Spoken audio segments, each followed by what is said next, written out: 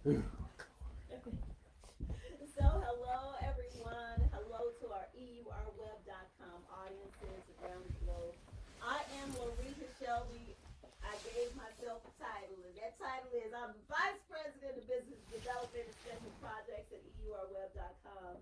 Happy to be sitting beside the founder and the CEO of EURweb.com, formerly the Electronic Urban Report, now known as Everything Urban and Radio Scope. Correction. Oh, see? Everything urban plus Ah, radio. plus Radio Scope, saith the man himself. So we thank you for being here. The occasion is our first live community discussion on countering hate. But first, how about an official welcome from the man himself, Lee Bailey. As an old DJ used to say, give me the claps. Claps, okay, all right. Seriously, I'm not going to take up too much time because we're already running late, unfortunately, because of technical difficulties. But I just want to say thanks to the California Black Media Organization and the state of California for making it possible for EUR Web to facilitate this important event and discussion about hate, which I think each and every one of us can relate to. Unfortunately, I know a significant time for me, I was in the Air Force. I know you can relate to this somewhat, and some of you other veterans in here. I was in Dallas, and we were there on an assignment, and I went into a bar, like black folk everywhere outside. I walked into a bar to get a drink or whatever, and the bartender flat up told me, you might as well, and I'm in my uniform, Air Force uniform, and the bartender told me, you might as well leave because I am not serving you, you're not welcome here. I couldn't believe the words that were coming out of his mouth, but there it was. And other incidents have happened as well throughout my life. I could go on and on and on, but hate is something that has been around. I don't know if you're ever gonna get rid of it, but we have to deal with it one way or another, and we can't, ignore it. So conversations like this are very important. And so having said that, Loretta, I'll turn it back to you. Let's go. Okay, let's go. Thank you very much, Lee Bailey. Do I need to stay here or go back to the audience? Why don't you stay here, Mr. Bailey, because I have a feeling you will be contributing greatly to the conversation. But if you don't, listen, if you want to sit back, God will bring you up at the end, it's up to you. Well, See, you're comfortable in the spotlight, right? So as Mr. Bailey said, we're here today in partnership with California Black Media and also California versus Hate. Let's face it, hate is not the sexiest topic to be talking about, especially this time of year when the auspices of the spirit of love. But we know how quickly that can change in the parking lot if somebody doesn't move out of the way. You turn on the nightly news. Now, what we thought was representative of qualified and stable leadership in this country, for many has just been obliterated. So the polarization is now is at a heightened level. So when Mr. Bailey brought this project to me, he's like, well, what are we gonna do? How can we broach this topic? We're mandated to have these events before the end of the year. I said, you know what? Why don't we get creatives, educators, and activists in the room and have that discussion and find out what the synergies are. So thank you again on behalf of EURweb.com, California Black Media, and California versus Hate.org. So before I introduce our first two guests to the panel today, does anybody know how would you describe a hate act versus a hate crime? Anybody? Aha, gotcha. So it was enlightening to me, according to California versus Hate.org, the definition of a hate act is a hostile expression or action committed in whole or in part because of a person's actual perceived identity or their characteristics, including race, color, religion, disability, national origin, sexual preference, gender, including gender identity, and or because that person is part of a protected group. There are two main kinds of hate incidents. Acts of hate that are not crimes, but violate civil rights laws, and then acts of hate that may not violate the law, but both types cause significant harm to communities. So we're going to be enlightening you as we go along what the differences are, because sometimes the hate acts are criminal. What do you do? Where do you go for support? So there's two sides to this coin. I got my silver dollar, Ron Royington, thank you very much. So on the flip side, we're going to talk about the underbelly. But on the upside, we're going to find out about organizations who are countering hate just by the good that they're doing and bringing into this world. And with that, in the interest of time, I'd like to bring to our platform today from the Genesee Center, Angela Parker. She's ready. Yes, she is ready. We pulled her away from the Christmas party today. Genesee Center offers 43 years of life-saving services. It's a nationally and globally recognized nonprofit domestic violence prevention and intervention organization.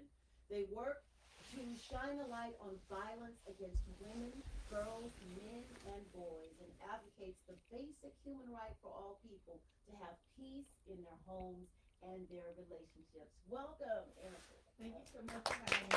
And I apologize for the outfit. It's the holiday season. We're going to a Christmas party and our theme is holiday cheer. So Bring on the chair, bring on the chair. So thank you. Please share thank about you. Genesee. So again, my name is Dr. Angela Parker. I am the Director of Community Engagement and Education for Genesee Center. For those of you who are not familiar with us, we are actually the oldest domestic violence intervention program in South LA. We're going to be celebrating our 45th anniversary next year. We are really excited about that. We started off as just a social group, 5 Black women who actually just wanted to do community service in their community. They chose domestic violence because they had all had some sort of, unfortunately, dealings with domestic violence. And so they created this hotline because they were like, okay, we're going to have people call us for what they need. And so they were expecting people to call and be like, hi, I need diapers.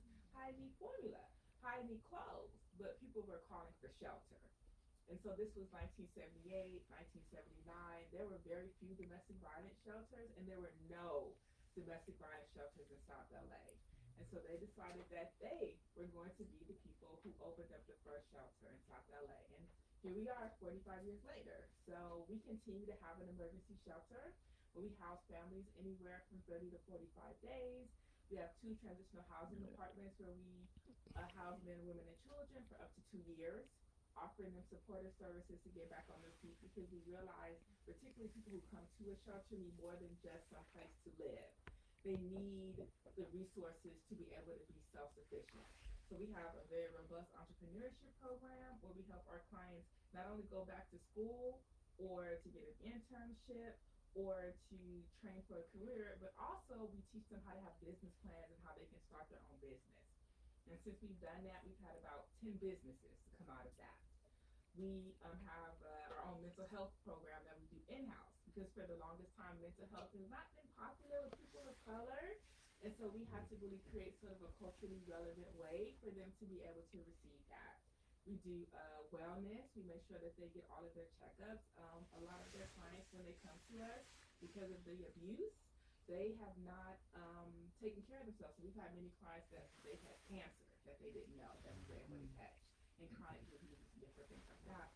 The majority of our clients are children, unfortunately, because the men and women who come stay with us typically have 2 children with them. And so we're able to house children, families as large as 7. And recently we opened up a family support center in Lamont Park that we are very excited about, where we service anybody in the community. You do not have to be a victim of domestic violence. We offer free food, housing, mental health, and free tutoring and college training for kids, paid people. Amazing. So don't apologize for you representing the cheer, the light in the storm. So Angela, as part of what you do, did I understand there's also an arm that's specifically designated for the anti-hate? So recently we received the Stop the Hate grant as well, which is sort of completely different than what we usually do. So the hate that we focus on has been violence that happens in the home, right? and the cycle of abuse that creates, unfortunately, as people grow up to either unfortunately be abusers or continue to be abused. Now we're sort of looking at that in sort of a wider scope, right? And looking at the different types of hate, like in the community, that may lead to domestic violence in some way, right? So gender hate, right? Hate against somebody because of their sexual orientation, hate because of socioeconomics, right? Now we're looking at how poor people are treated in this country, and how even being homeless is being criminalized, right? And how do we first name those different types of hate, right? Because oftentimes we don't want to name it, and then once we name it, how do we, as organizations, stand in and fill in the gap, right? And give victims of hate resources they need to overcome what they've been through. Well, that's extraordinary. So when we're talking about, acts of hate, some acts of hate can be premeditated. That is specific to some of the designates that we've spoken about. But a little known fact, I actually did a drama therapy group in a level 14 lockdown psychiatric facility for teens for 10 years. So the situation could be very, very volatile. Some of the acts that would be acted out could be extremely violent, but not necessarily premeditated. Do you think we'll ever be able to move to a point where we can identify hate that is bias-based or an act that is based on a psychiatric disorder? Well, I mean, I think some things are clearly premeditated, right? Like if I'm gonna bomb a church, right, I have to take the time to think about it, create the bombs, scope the church out, and unfortunately blow the church up, right? So that's a clear case of being premeditated. I do feel like though sometimes people have so much rage and they're in so much pain and they want to make other people hurt, right? And I do think in that moment they snap. I mean, that's one of the things too about domestic violence, and our belief has always been what happens in the home enters out into the world. And I think you have a lot of that same kind of brood, that hatred that's taught to kids that they grow up with, that they learn in the home, right, that enters out into the world. And so I think what it is conversation, right?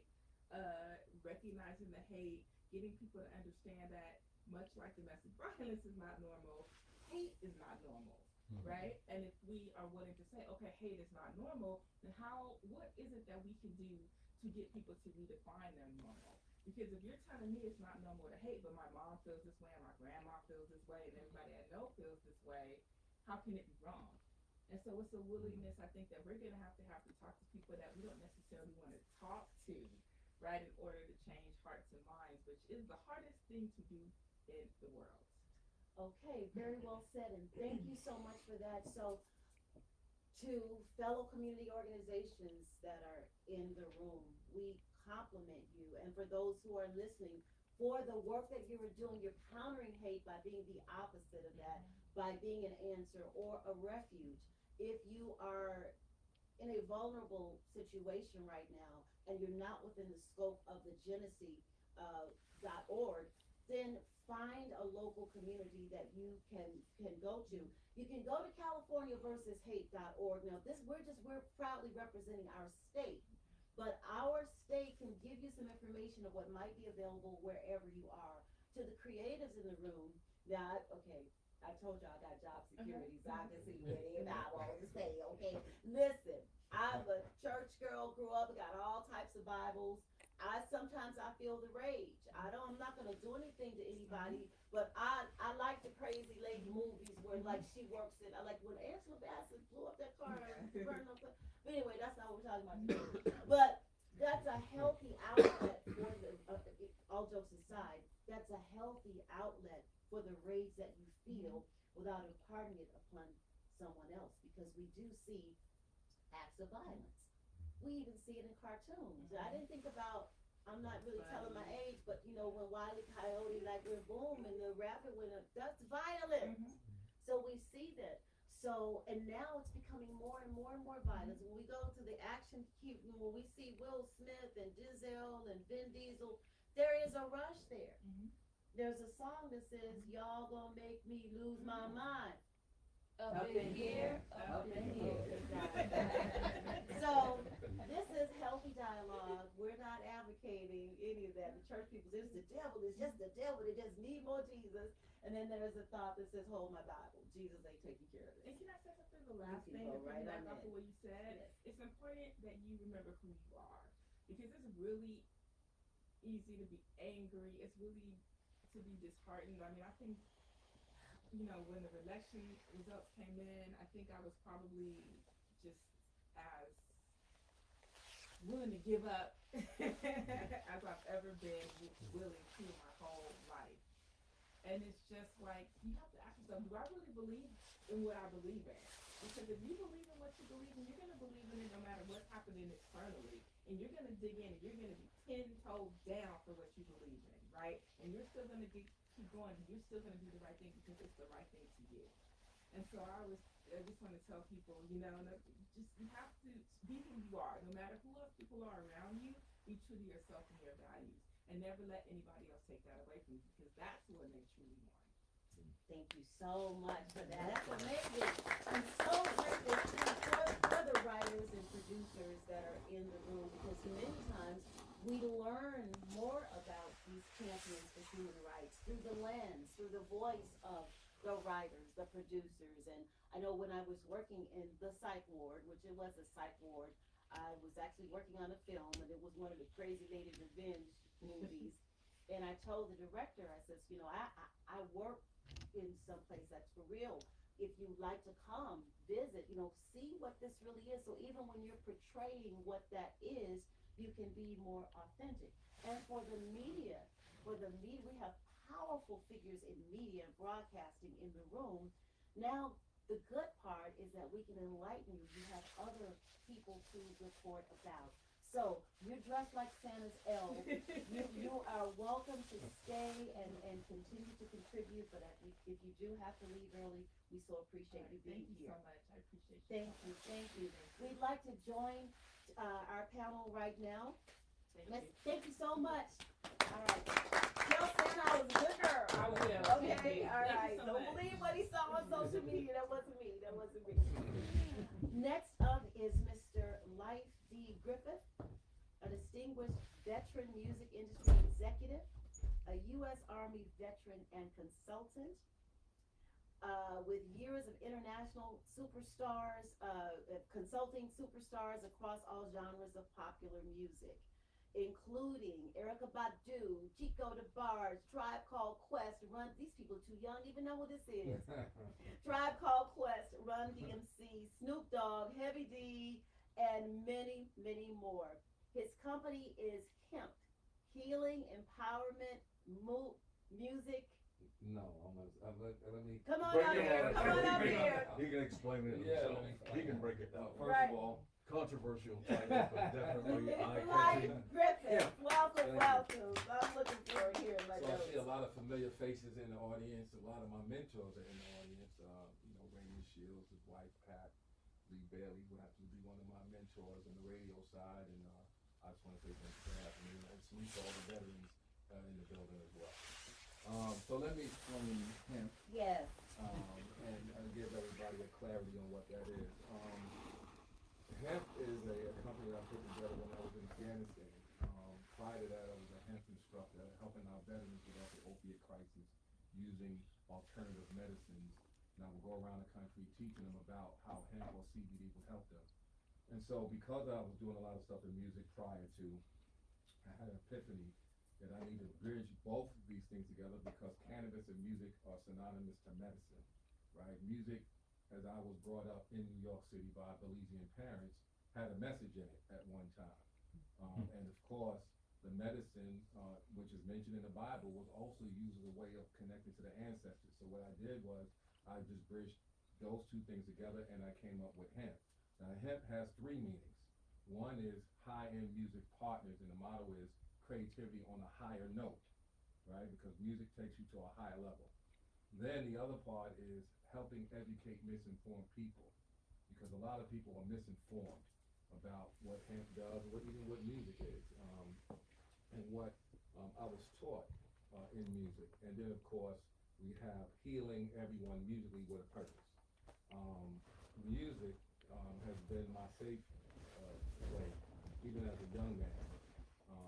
Music has always been the catalyst. I grew up in Queens, grew up with Run DMC, lived around the corner from LL Cool J, studied under Leo Cohen and Russell Simmons in Queens at Rush Orders Management in the early days, and had an opportunity to travel out here in LA prior to the riots and all of that, and met a lot of key mentors, Lee Bailey, Pat Shields, who was my mentor at Warner Brothers Records, in publicity and everything like that. So I have a very diverse background.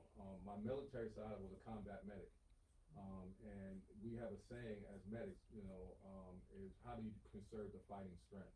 So what I'm doing now, Hemp is now a AI consultation company, partnership, brokerage, and special event firm, helping independent artists bridge the gap in the stigma of what hemp is, and that's what I'm doing now.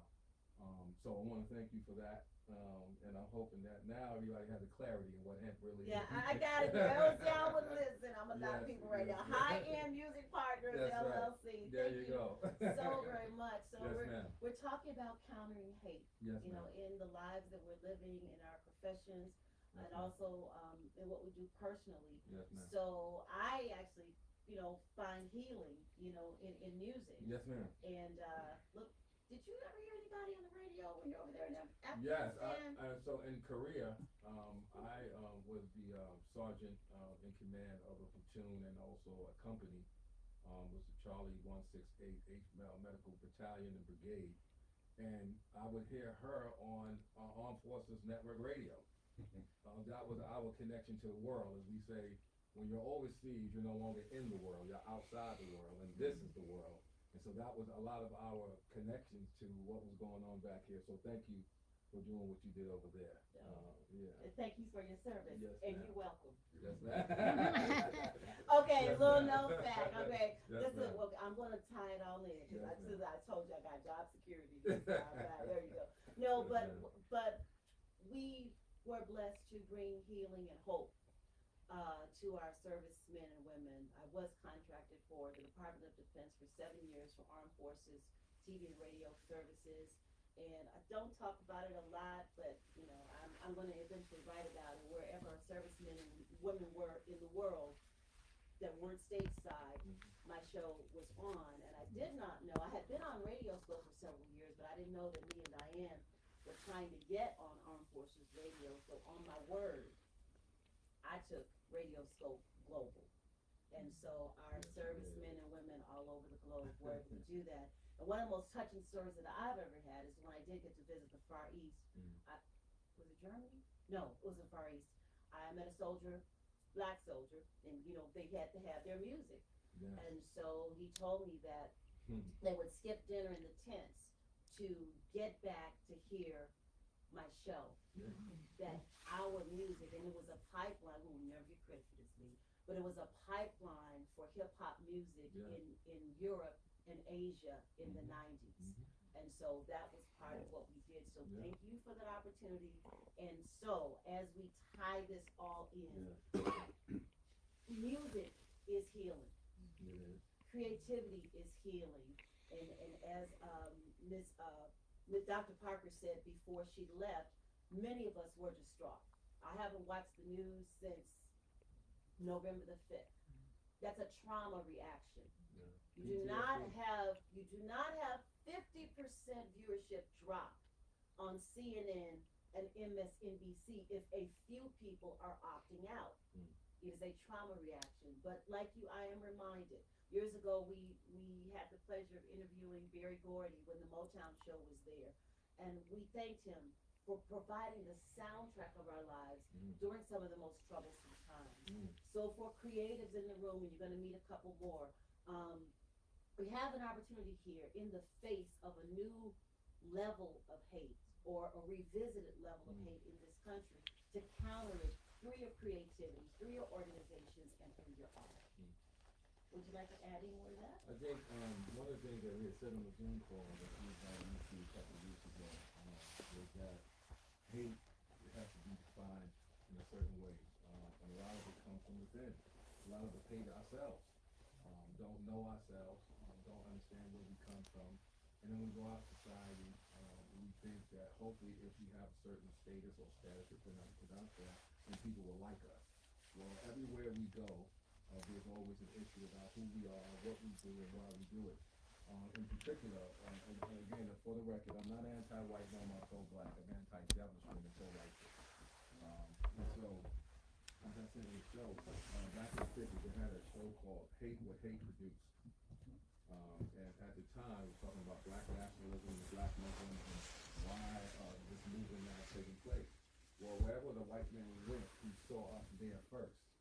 And a lot of that, still is plaguing us now. Wherever he goes, he sees us.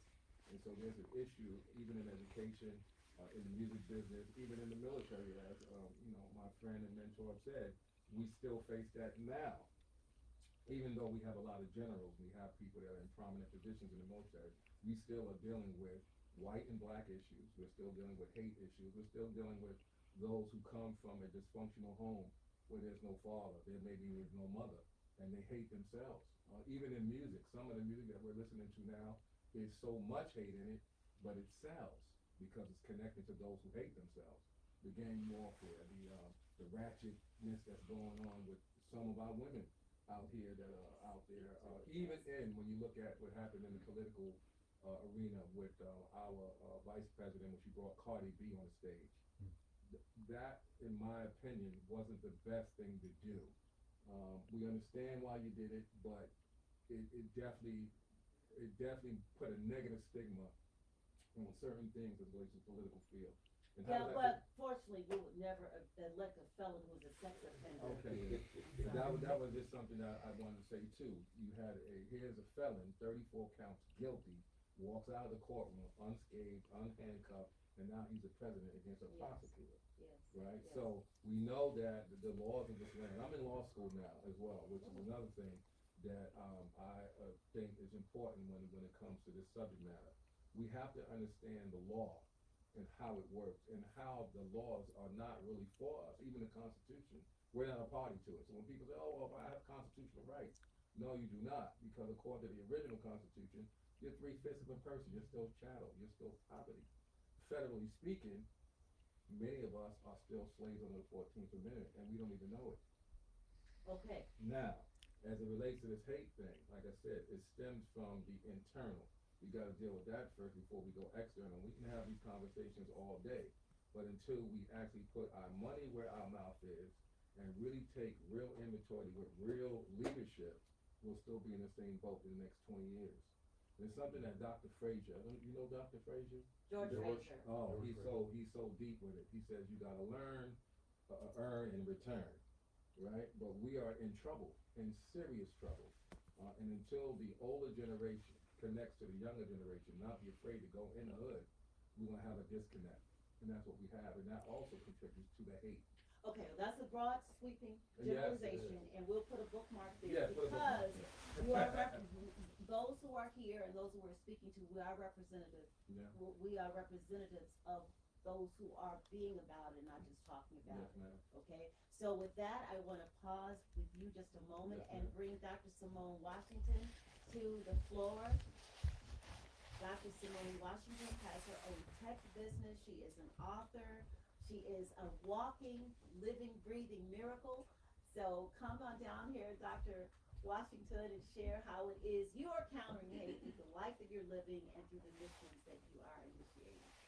Dr. Simone Washington. Thank you so much for having me. So my stance is the same as our previous conversation. The way that I counter hate is by being the opposite and living the opposite. And that means being kind to others and really being mindful of the way that I'm interacting with other people and being that change that I want to see.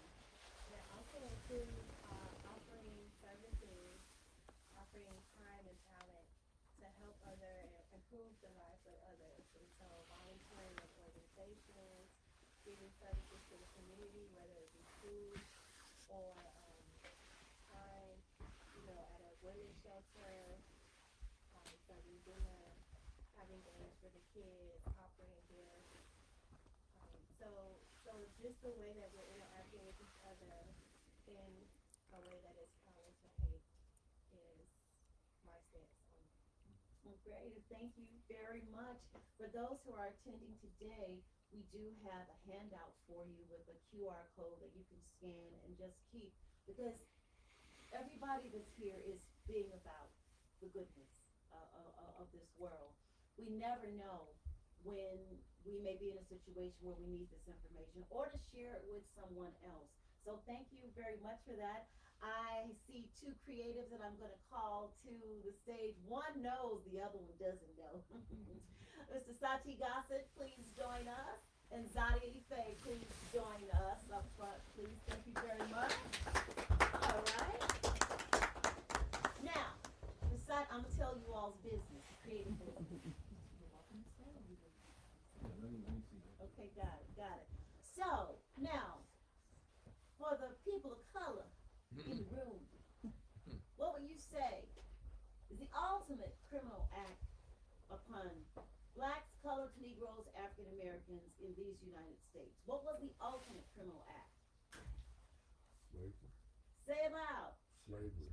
Okay, what could be worse than that for us? Nothing. So, this man, I happen to know, was the director and producer of, did you write the movie before? Writer, producer, and director of a movie called Forgiveness. And I will now defer to you, Sati Gossett, to share with this body what that movie was about and what that movie was asking this country to do. Oh, thank you for having me. And I'll preface it with the origins of the film. Back in, I guess, before we even knew about Barack Obama and W was in office, and we thought, this is the worst president ever. And then I had my son, who was 8 at the time, and he was complaining about W,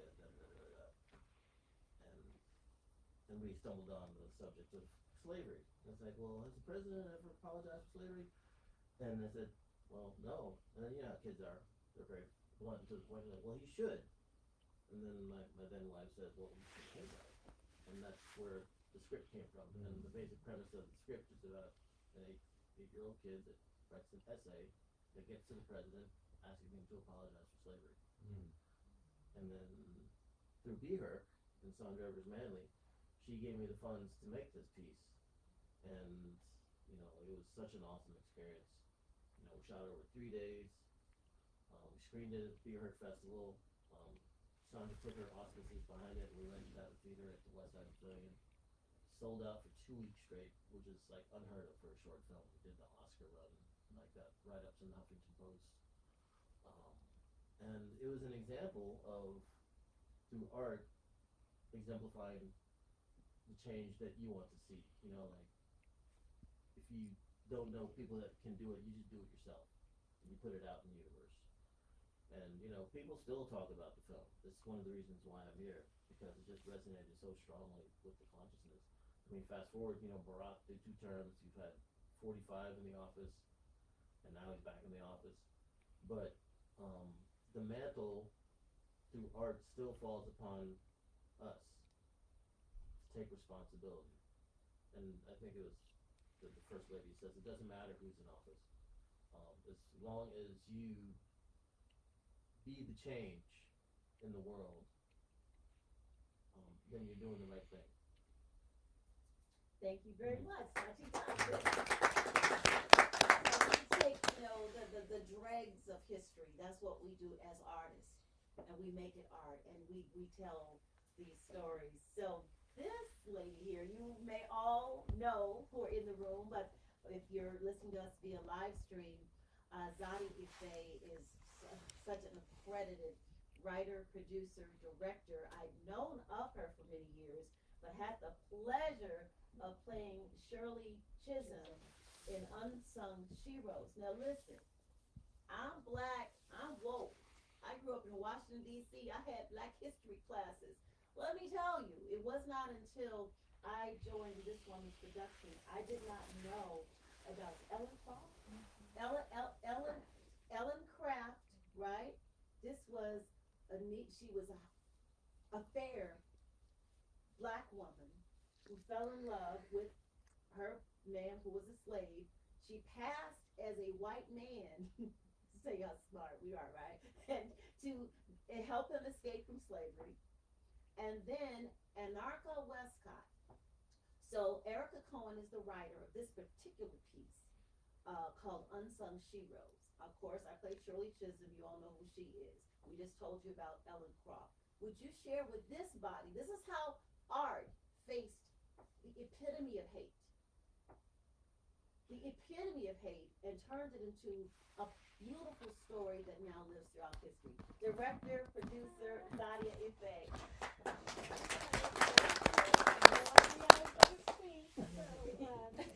But this piece called Unsung Sheroes, Erica Cohen is the writer, and so she called me. I worked with her years ago, and we were Facebook friends, and she called me and said, well, she has this play that she wants to do, and I said, okay, well, she started telling me about it. It's about Ellen Craft and Shirley Chisholm and Anarcha West, and for those of you that don't know, Anarcha West was one of the enslaved women that doctor, and his name is on the tip of my tongue, but he was a white gynecologist, probably the first white gynecologist.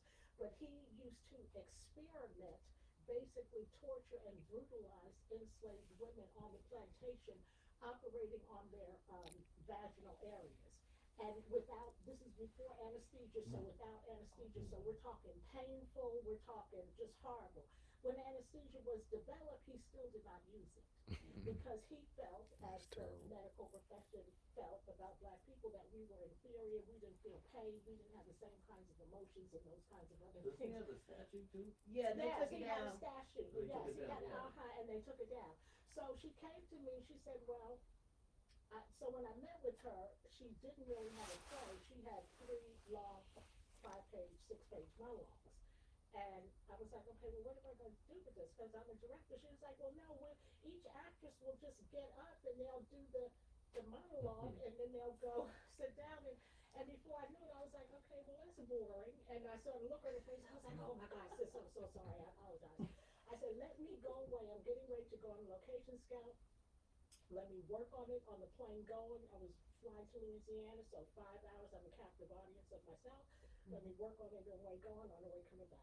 So when I looked at it, I saw a way to interweave the stories all together, and I can't carry a note in a bucket, but I know I've been directing for 40-something years in theater, so I said, let me put some music in here, but let me wrap it all, let the through line be Sojourner Truth, Ain't I a Woman? And so that was a play. So it told the story of how this so-called quote-unquote mulatto enslaved woman, her husband was very brown-skinned. They said he really was the color of like a black dark skillet. She took, and they were allowed to be married on the plantation that they lived on, but they lived on different plantations. But she dressed up like a white plantation owner and had him as her enslaved slave, you know what I mean? And they escaped away. They traveled on boat and on train just like any other affluent person, and they escaped to freedom. And then on Narca Westcott, that story was so important because that's a part of our history that we did, like, I knew about it because my graduate degrees are in African American Studies, but I never really studied it in depth until I took on the play. And then Shirley Chisholm, of course, was important because she was the first black woman to run for the presidency of the United States. And it's not even so much that she lost, but she got her voice out there. You know what I'm saying? Not just for black women, but for black people. So we came together and did this piece, and I'm good for doing theater and putting visuals, audio in, and it was just this amazing, amazing story. Because for me, encountering hate, as I said, my graduate degrees are in African American Studies, but we have to know our history. Back in, I'm so old, I can't remember that. But Dr. Malachi Asante started the first PhD program in African American Studies at Temple University. I was finishing my master's degree in Cornell in African American Studies, and I got accepted into the program. But the backlash we got, not just from white folk in academia, but from black people as well, talking about why do we need a PhD program in African American Studies? Why not? People were talking about, we don't need to know anything about slavery. We need to know in order for us, my brother, to get rid of that self-hate that we talked about, Yes, ma'am. We need to know who we are. Without question. First of all, we're children of God. You know what I'm saying? Why don't you say that again? Can you say that? First of Maybe some all, people didn't get that. we're children of God. There we go. Second of all, we know that civilization started in Africa. There you go. We need to embrace that. Right. We need to, counter all of that. That's not important. No, it is. Very No, it good. is. When you look at the Jewish people, they say never again, never again. I understand the psychology of what the Holocaust did to them. Why do we not let that same psychology of what our people went through in 400 years of slavery, another 200 and not having no rights and being called nigger every time, excuse me, we turn around. Like, why don't we let that? Why don't we let that grow us and nurture us? Because the only way we're really going to love ourselves is if we know who we are. There are all kinds of experiments. There was this experiment done, I think it was in the 1960s, by some white psychologist, and it's either the rat or the mice. You all might have heard of this. And so they took these either rodents, right, either rats or mice, and they put them in cages next to a Japanese plum tree, which I'm told that when the trees blossom, they give off a very fragrant aroma. So when they open the cages, now, rats eat fruit and stuff, they would go towards the plum tree, but they would have electric shocks in the ground. So when the rats would run towards the plum tree, the psychologist was shocked and they turn around and run back in the cage. So they did this over 5 generations of rats. And they kept mating those rats, and those rats, they would shock them. So say, and I'm paraphrasing now, maybe the 5th or 6th generation, they mated those rats with another rat, with other rats. But these rats, they didn't shock when they opened the cage. But as soon as they opened the cage and the rats ran out, guess what they did? They turned right around and came back. Now, these rats were not shocked, this 6th or 7th generation.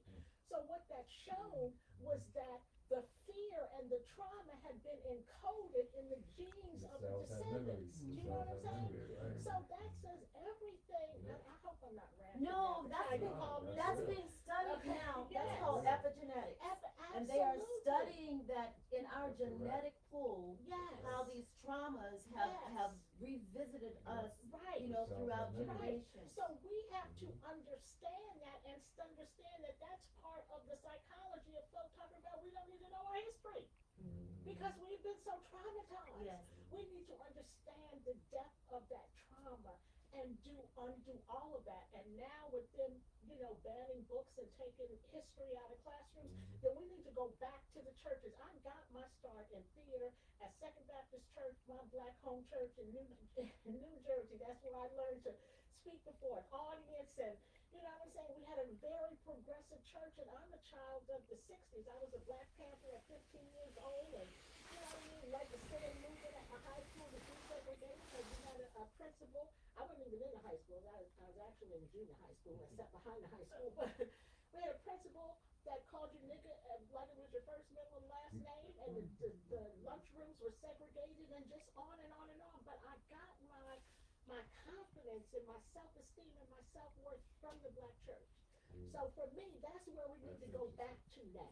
Whatever church, because for me there's only one God, and so there's really only one religion, and that's love and living a godly life. But whatever church we have, we need to go back and reinstitute, because if we don't let our children and our children's, those unborn in our generation, know who they are and know where we came from. We see what's going on now with Project 2025. That did not develop in a vacuum. They've been planning and plotting that for years. So we need to start doing what we need to do to love ourselves, to love our family, and to love our people. Well, thank you so much. Doctor, thank you very much. Thank you. And you are a part of our Project 2025. Is self-empowerment, community empowerment. We need to stick together and more closely now more than ever.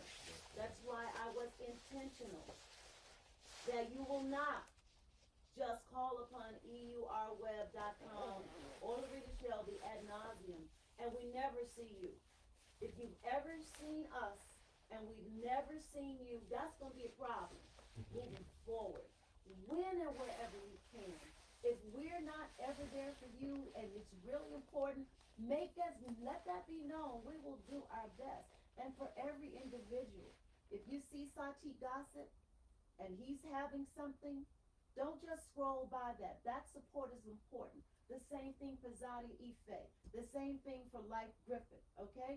So thank you very much. There's two more I'd like to call up here before we end our live stream.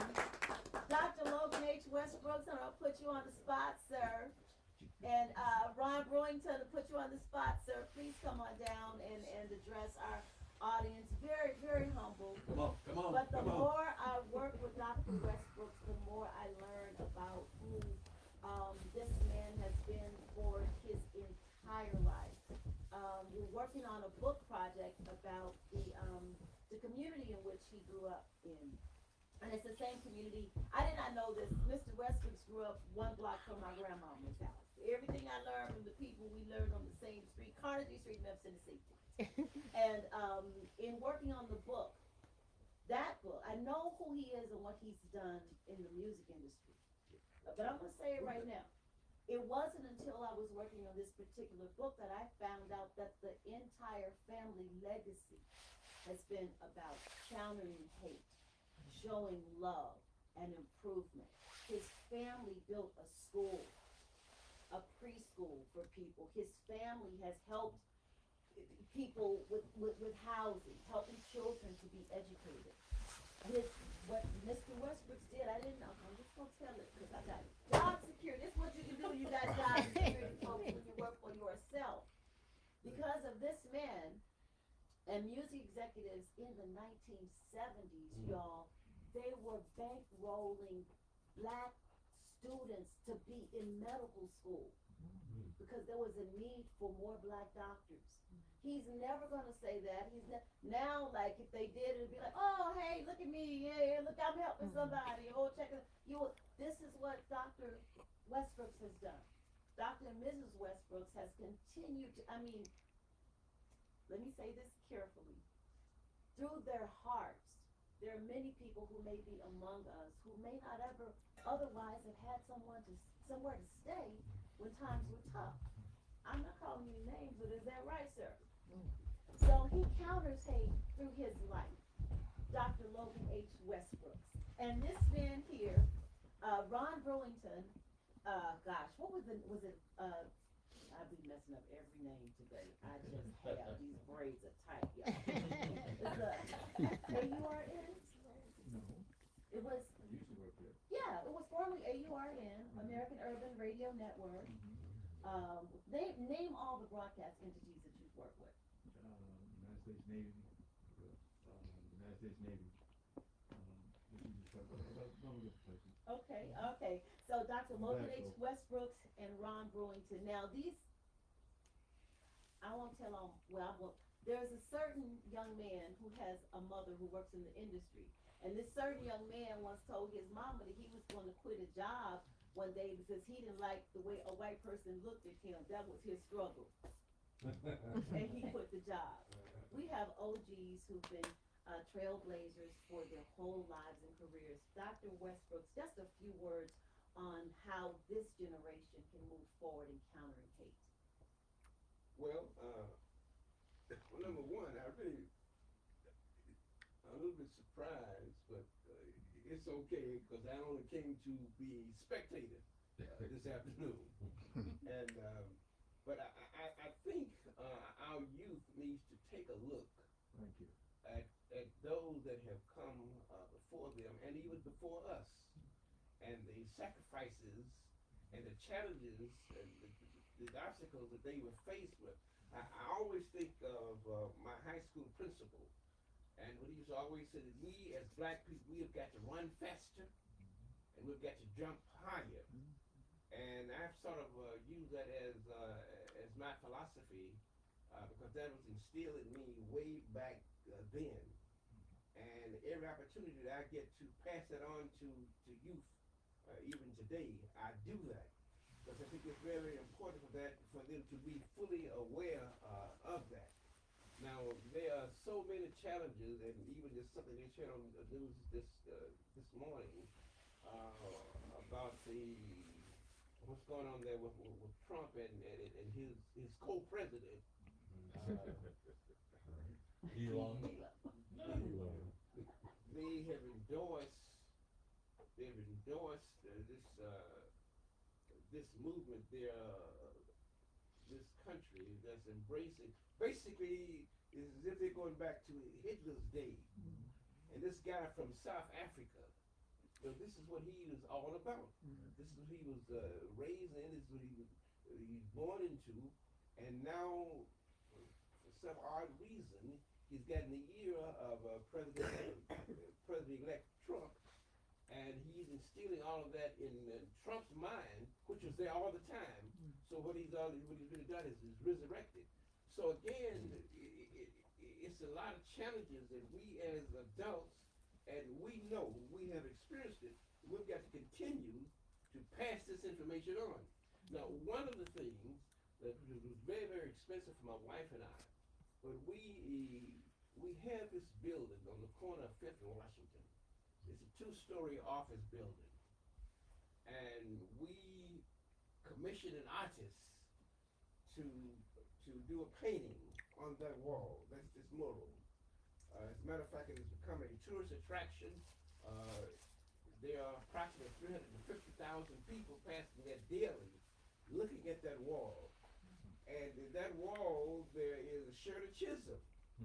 And it's called The Pathway to Freedom. Freedom's Pathway Forward. Yeah, and there's also Barack Obama's picture that's on that wall. There is Kamala Harris. There is Cesar Chavez, Mayor Bradley, the current mayor of the city. Also, Michelle Obama's pictures up there. It's a beautiful, it's realistic. The artist did an excellent job. You get an opportunity just to drive by and take a look at it. It's on the corner of 5th and Washington. Yes. If you're familiar with the Jamaican restaurant that's been there for a number of years, it's that particular building. And it's something to see. And it's amazing to me that when I'm there at my office, to see these young people coming by, looking at their wall, talking to their parents, asking questions about it, and taking pictures, not only of the wall, but taking pictures of the wall itself with them standing in front of it. So to me, this is something that will continue on even after I'm gone. I'm in my 80s here now, but that wall will be there, and the message that wall is conveying. And what I do, what I would urge each one of you, that in your own way, whatever it is that you have to pass on, there's something that you are familiar with right now, that you can pass on to those that come after us, even though we are gone, but that message is there. And I think it's very, very important. One of the quick things, a documentary that we have done, that, matter of fact, it was written and directed by Larita Shelby. And it's an excellent documentary. It's about 30 minutes long. It's telling the story of that wall, and also it's telling the story of the call center that's there at the same building. And ironically, during the election of President Obama, we used the same location as the call center for that. But with the addition of that call center for Kamala Harris, it was the unveiling of that wall, which will continue to be there. It'll go on forever.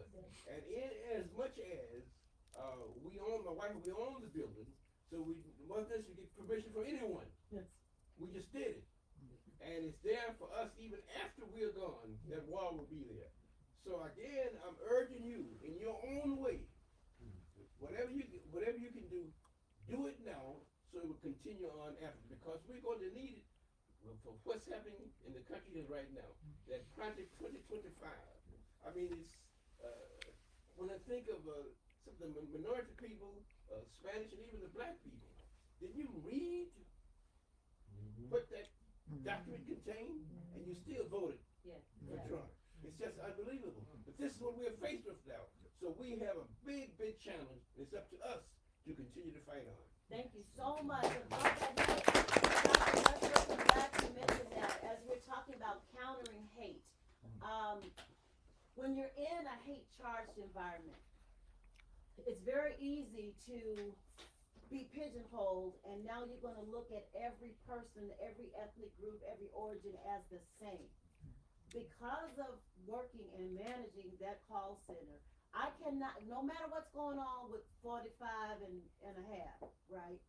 I cannot just look at a white person, an Asian person, a gay person, and assume that they're other. At the call center, let me tell you, I'm gonna tell it because I got job security. There were people of color who lived around the corner, who were too busy. I called and texted and begged. They couldn't make it. Some did, many didn't. We had people driving from Orange County to work in that call center.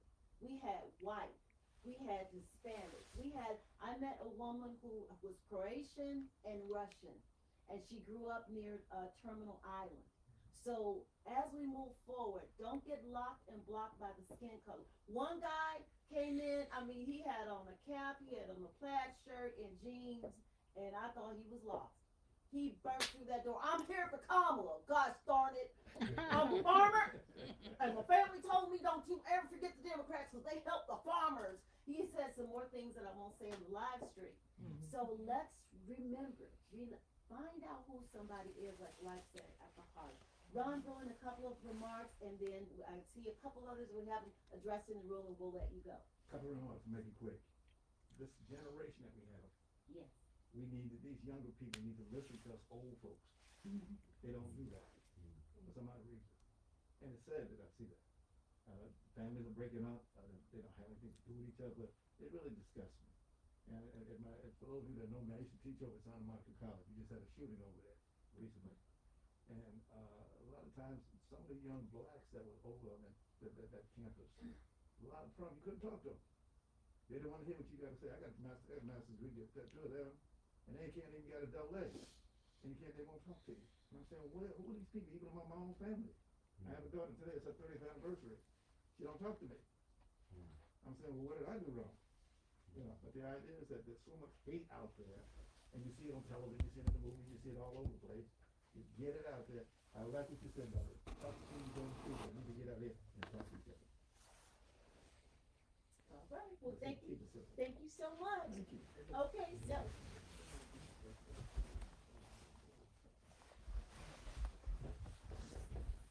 Okay, so Pat Shields, would you like to join us and have a Okay, see, she's what we call she's the quiet storm, right? Okay, but oh my gosh, someone else has entered this room, and I just would not be as my auntie said, the salt in my bread if I didn't acknowledge her. Tanya Hart. Oh, you're so sweet. Thank you. Please mind coming forward? Legendary. Oh, well, I had not planned on that. Yes, so when I came to this Okay. town a little bit ago, I quickly learned who, and thank you, Mr. and Mrs. Hart, for being here. Thank you, Dr. Westbrook and Ron Yeah, let me Brewington. grab my purse. And she has trailblazed this pathway in journalism and entertainment journalism. Where'd they go? What's the cord there? Oh, great. Hi, Tanya. You all know this, but this is the renowned Tanya Hart. So, hi. So, like I said, we're talking about countering hate, and it's not the sexiest topic for this time of year, but it's topical. And so everyone in this room is a superstar in their own right. And you missed my speech earlier, but in my world, I see when people show up when it's about them, but when you showed up today to support us, so we truly appreciate that.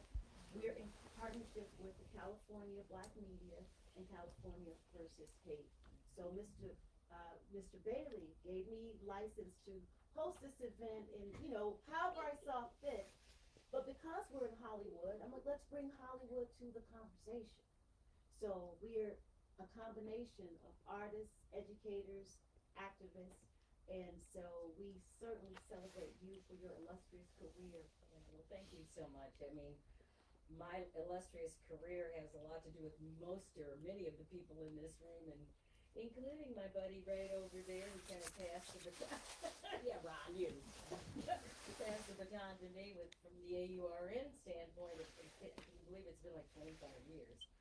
And then I did a lot of stuff before that in television for NBC, but everybody knows that story. I give all praises to this guy right here who, I don't think you ever sleep. Do you ever sleep? Yeah, I don't think so, but he's still got that voice, so. Apparently not. What are we going to do about hate? We shouldn't have allowed it to get this far. I'm really upset. And I'm upset with us in this, and I say us, you know, kind of like my generation, because we did our job, you know, we have worked tirelessly in media, focusing on black stories for the last 50, 60 years, and we did it so well that we got a black president. You know, we didn't even expect, well, we did, we got a black president, and now we got the backlash. Yes. Because that's what this is. It's been the backlash from all of that. But it's not as big as, you know, like, Trump doesn't have a mandate. He didn't win by that much. Why aren't we saying that? You know, I don't hear anybody saying that. He didn't win by a mandate. My husband is sitting there, Dr. Hart, he writes to the New York Times all the time. And, Excuse me, Yeah, Dr. Hart, would you like to join us? Please He pardon my. always I don't have my makeup on, Bill. I don't But either. please, may I welcome you. And- Hey, Ron Brewington, Yeah, we're Ron just a Brewington. few moments away come from. down here and apply my makeup. He finished it, and I Ron want to Brewington. acknowledge you as well, just people that I don't know personally. Dr. Hart, yes, please join Got the your makeup yet, conversation. Ron Brewington? Yes, indeed. Okay, so anyway, Phil had written a really poignant letter to the New York Times. I think they published it, didn't they, recently? Did they publish Which it? one? Well, the one about the lack of money. Oh, well, what I've been responding to is the media, mainstream media, New York Times, Boston Globe, referring to Trump's victory as a resounding victory. He beat Kamala by 1.6% of the popular vote. Won the electoral college, obviously. But it wasn't a resounding victory. It wasn't a mandate. It wasn't a mandate. He does not have a mandate, and we need to act as if he does not have a mandate. We need to say that. And in terms of us, That's what we gotta say. Dr. Westbrook and Ron referring to the obligation of our generation, we know how to resist. That's one thing that we are well versed in is resistance. And I'm an older man now. I used to do resistance real well 50, 60 years ago. Now I gotta re-energize myself to be as resilient as I was 50, 60 years ago. Some of you may not know who Clifton Wharton is. He was the first black president of a major university, Michigan State University, when Tommy and I were at Michigan State. And I was a graduate student. I was on the search committee that recommended that we hire Clifton Wharton. He recently passed away at age 98 in New York City. But he is an example of the generation before me, who was even more beleaguered by American society, even more so than I was or my wife was. And we're back in the same or similar boat. I won't say the same boat, but a similar place. And those of us who are prayer warriors, I'm a prayer warrior. I go to West Angeles Church. I go to West Angeles Cathedral. And I'm a prayer warrior who knows that we've got to continue being prayer warriors and be resistance and address and be strong and understand that this man does not have a mandate. And Obama won both the electoral college vote and the popular vote by much larger margin than did Trump. And the thing to keep in mind too, in terms of the gender aspect of it, Trump has run for president 3 times. He beat a woman twice and he lost to a white man 1 time. So we still got to address the gender issue in terms of media and politics. So I'll stop right there since Ron Brewington left me. David, On my makeup. but I would like to say, based on what Bill was saying, I think now for black media, again, the question is, how do we combat hate? We still have to tell the truth. You know, truth always wins. Truth will always win, and we know what the truth is. I don't care how many times they put those lies out there, they're still lies. And they think that if they keep saying them, people will finally believe them. No, the truth is the truth. We all know that. I mean, we especially know that because we've been doing that for, like I said, all these years. So I would just suggest to anybody out there who still has a voice, because most of the people in this room do, tell the truth. Tell the truth about the fact that he does not have a mandate. Keep putting it out there, just like they do. We need to, I think as black people, we collectively need to come up with a message right now. You know, we cannot wait because January 20th is going to be here. You've got a really big platform, as we all know. And maybe we all join forces and say, okay, this is our message as the black media. This is what we stand for, this is what we're not gonna take, and this is what we're going to do. You know, you can't tell which one you do. I always say, you don't tell people what you want to do. You don't tell them what you're gonna do. You know, we have a plan, we know what we're gonna do, but we have a message, a solid message. And then we execute our plan secretly, cause, yeah, that part of it. You know exactly what I'm talking about, but I really think right now that's what we have to do. And I think part of that message is coming out and just telling the truth. Trump did not win by a mandate. And let people know that yes, Musk, whatever his role is, he's like, you know, you're saying, he came from apartheid. Does he have American citizenship? He's an African American. That's what our comedian said. Yeah, Yes, exactly. he's an African American. Yeah, and he will use that, by the way. So I just think that, again, we need to come up, and I don't know how we do that at this point. We've done it in the past. One other thing that has always been effective, and I think it still would be if we get down to it, we may need to boycott something. You know, it sounds real old school, but it works. Because it's all about the money. Yes.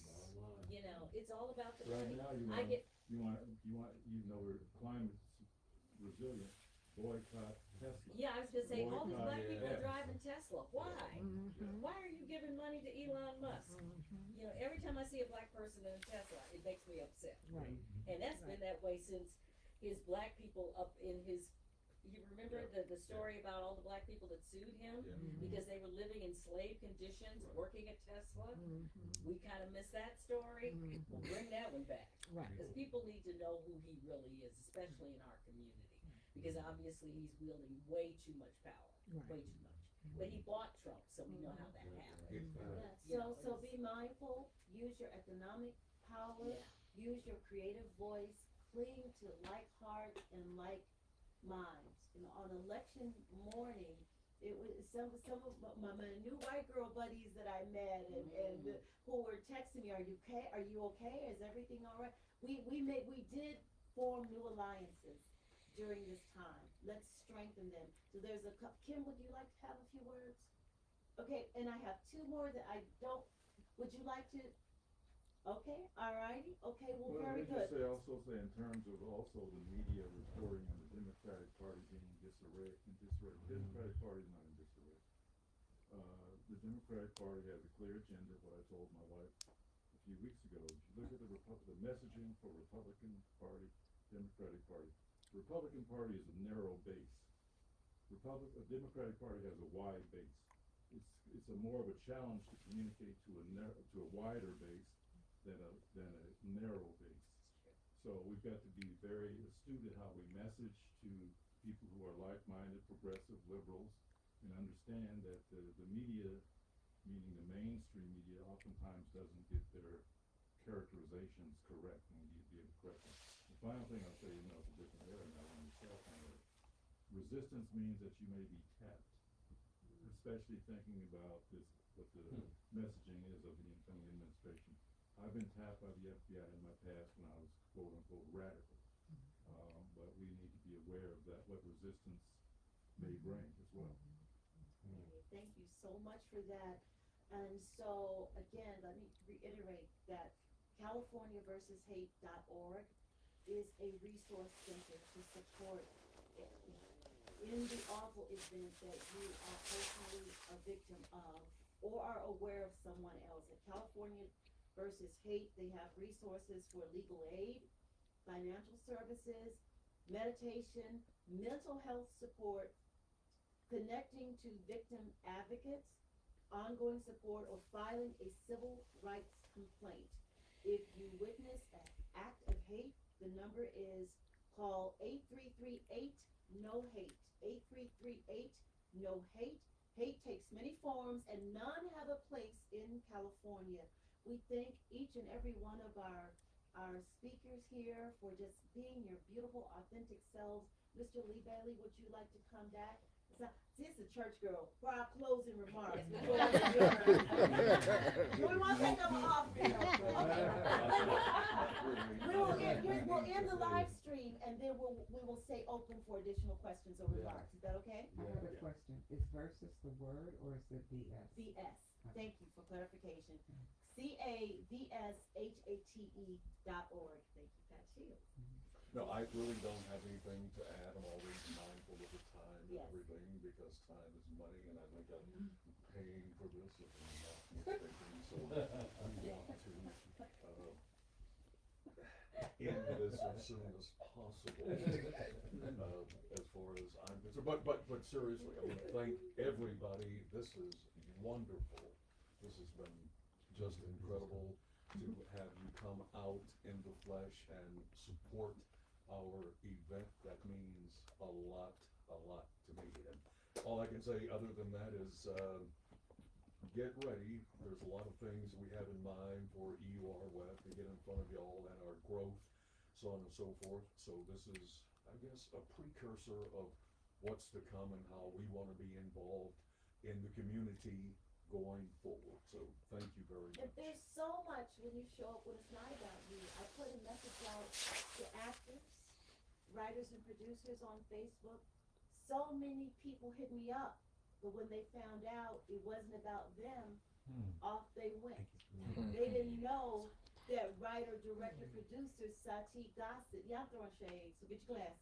Get your glasses, I'm throwing no shade right now. The Sati Gossett, writer, producer, director would be in the room. The Zadia Ife, writer, producer, director would be in the room. Okay, the Tanya Hart, you know, when you will be blowing kisses on the red carpet, tell me, I'll tell you which one's the pants spot. No, I wouldn't do that. But there is a great value.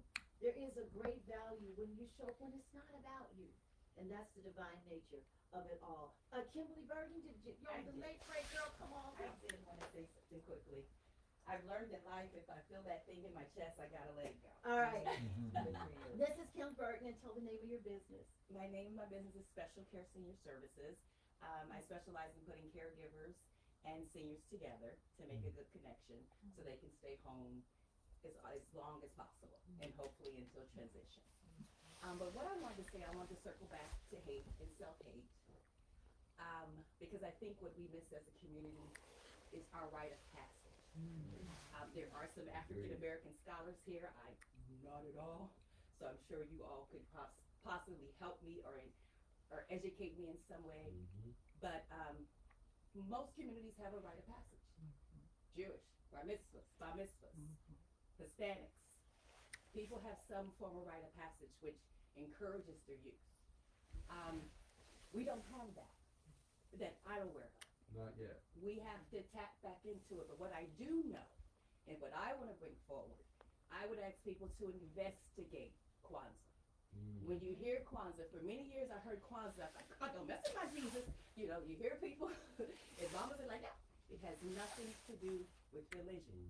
You can celebrate Jesus, whomever you want to celebrate, and celebrate love. It is about community. It is about unity. It is about telling the stories. As I became aware and introduced it to my nieces and nephews and my family, the first day they start off like, okay, and by the last day they're so full of pride because it's just about principles. Who doesn't want to teach principles of love and faith and unity and community and support of Black business? Collective work and responsibility. That's what it's all Hallelujah. about. So I encourage people to investigate that for yourself because you may want to make that part of your holiday traditions. Great idea. Thank you so much for that, because I forgot to say, we forgot to say thank you to Donovan, our videographer today. So everyone, thank you again and again. Happy holidays to you. Thank you all for following us on EURweb.com. If you're not subscribed to our newsletter, please do so as well. Thank you. Happy holidays. And we're going to counter this hate. Good love. Okay. Yeah. We made this far. But you words like Medea when you saying we'd be over there. I don't know. Did you see that? I haven't seen you in a long time. I know, I was on your show with you. All right, bye guys. Thank you. Long time.